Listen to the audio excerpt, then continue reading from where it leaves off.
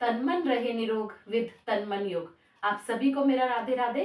मैं मंजू गोयल आप सभी का स्वागत करती हूँ अपने YouTube चैनल तन मन योग में। आज हम बात करेंगे पिंडलियों की।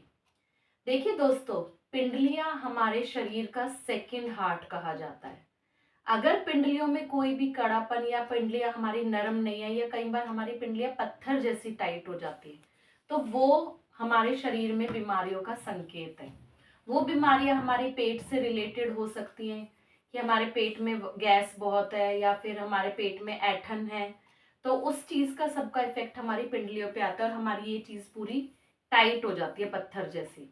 और अगर कोई दिमाग से परेशान है, माइंड से रिलेटेड उसको कोई प्रॉब्लम है, जैसे एंजाइटी है, बेचैनी है, घबराहट है, डिप्रेशन है, इस तरह की प्रॉब्लम्स भी जब किसी भी मनुष्य के साथ आती हैं, तो तब भी हमारा इसका असर सीधा हमारी पिंडलियों पे दिखाई देता है। तो पिंडलियां हमारे शरीर के लिए बहुत ही इंपॉर्टेंट है। आप भी नोटिस करते हैं कि कभी भी हम थके हुए होते हैं या हम बेचैन होते हैं या हम किसी भी तनाव में होते हैं, तो अगर कोई हमारी पिंडलियों को, हमारी काफ मसल को हल्का हल्का दबा दे, तो हमें कितना रिलैक्स मिलता है। हम एकदम से ऐसे हो जाता है कि हमारी बेचैनी खत्म हो गई। हमारे को कोई भी पैरों को हमारे पीछे से दबा दे तो हमें बहुत ही हम रिलैक्स फील करते हैं। ये चीज हमारे शुरू से परंपरा में भी चली आ रही है। पहले के लोगों में जब हम पैर दबाया करते थे, तो बड़े बूढ़े लोगों के जब पीछे से हम पैर दबाते थे तो उनके भी मन से एक आशीर्वाद निकला करता था, क्योंकि जब हम उनकी पिंडलियां दबाया करते थे तो उनको कहीं ना कहीं अंदर से रिलैक्स मिलता था और उनके अंदर से ब्लेसिंग्स हमारे लिए निकलती थी। तो पिंडलियों को अगर हम ध्यान रखें और उनकी सॉफ्टनेस का अगर हम ध्यान रखें, तो ये हमारे लिए बहुत ही इम्पोर्टेंट, हमारी हेल्थ के लिए चीज़ है, क्योंकि पिंडलियों को दबाने से बहुत ही रिलैक्स मिलता है। अगर हमारी पिंडलियां नेचुरल वे में हम इनका ध्यान रखें और इनको सॉफ्ट रखें, तो हम बहुत सी शरीर की, मान लीजिए आप 60 to 70% प्रॉब्लम्स हमारी खत्म हो जाएंगी। आपने ये भी देखा होगा, जब भी कोई व्यक्ति को बुखार हो रहा है या कोई बीमार है, तब भी सबसे ज्यादा प्रॉब्लम, दर्द हमारी पिंडलियों में, हमारे नीचे पैरों में ही आने लगता है। और वही फिर कि अगर हम उन्हें दबाते तो हम रिलैक्स होने लगते हैं। तो पिंडलियों से हमारे शरीर का बहुत ही गहरा संबंध है।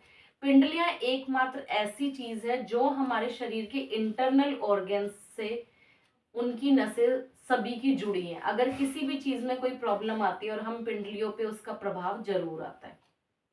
तो आज मैं आपको कुछ ऐसी सूक्ष्म क्रियाएं या बेसिक चीजें बताऊंगी जो अगर आप करें तो आपकी पिंडलियां इससे नरम रहेंगी।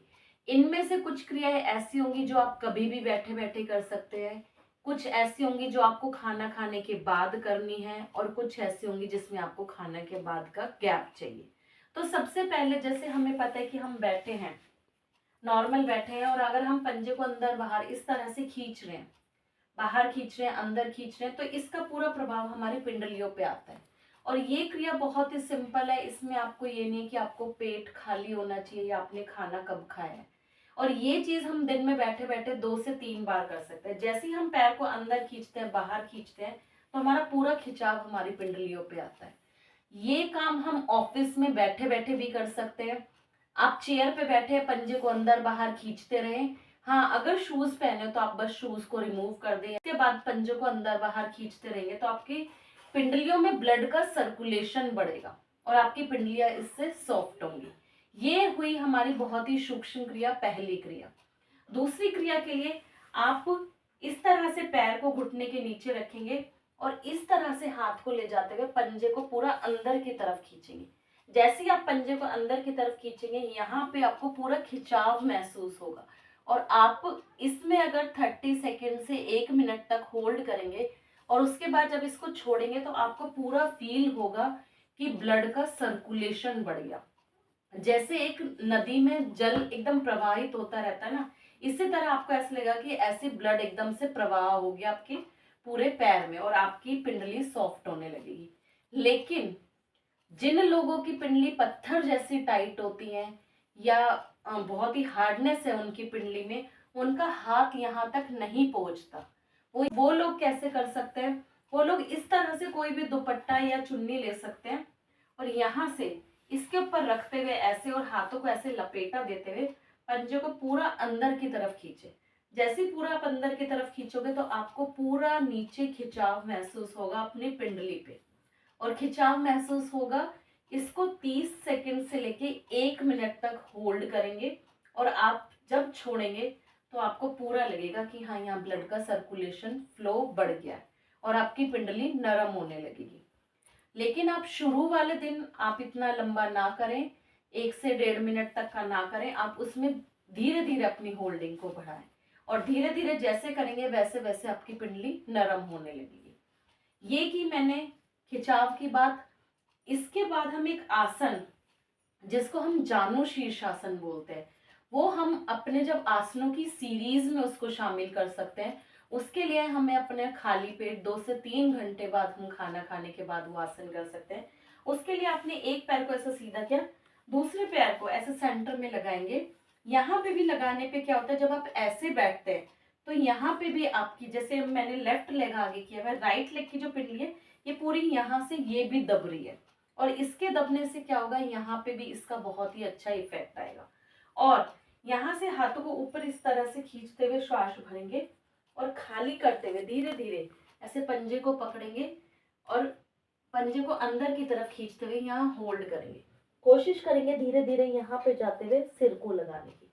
लेकिन जो लोग प्रैक्टिस में आ गए हैं वो तो इस तरह कर लेंगे। शुरू में शायद आप लोगों का हाथ यहाँ ना पहुंचे, तो जितना भी पहुंचता है या फिर एक दुपट्टे की हेल्प से आप पंजे को अंदर खींचेंगे, और कई लोगों का हाथ इस तरह से पहुंच जाएगा।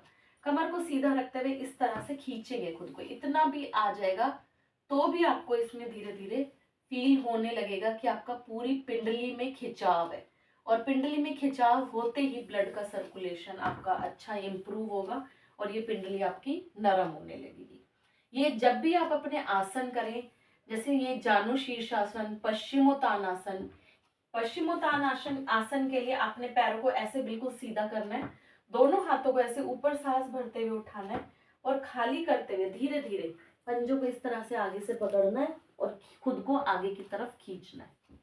जब आप आगे की तरफ खींचेंगे तो आप देखेंगे फिर से आपके पूरे यहाँ पे खिंचाव आ गया, और यहाँ पे माथे को लगाने की कोशिश करें।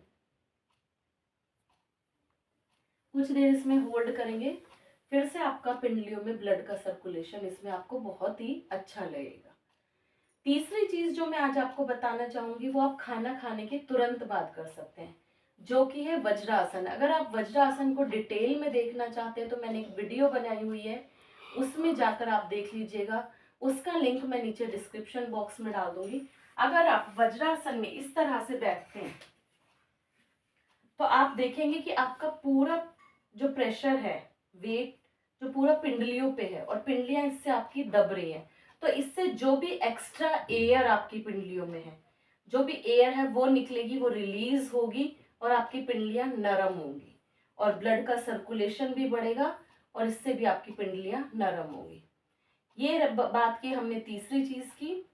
फोर्थ के लिए आप पिंडलियों पे हफ्ते में 1 से 2 बार मसाज करें, और ये मसाज ऑयल से लेके ऐसे ऊपर की तरफ करेंगे यहाँ से।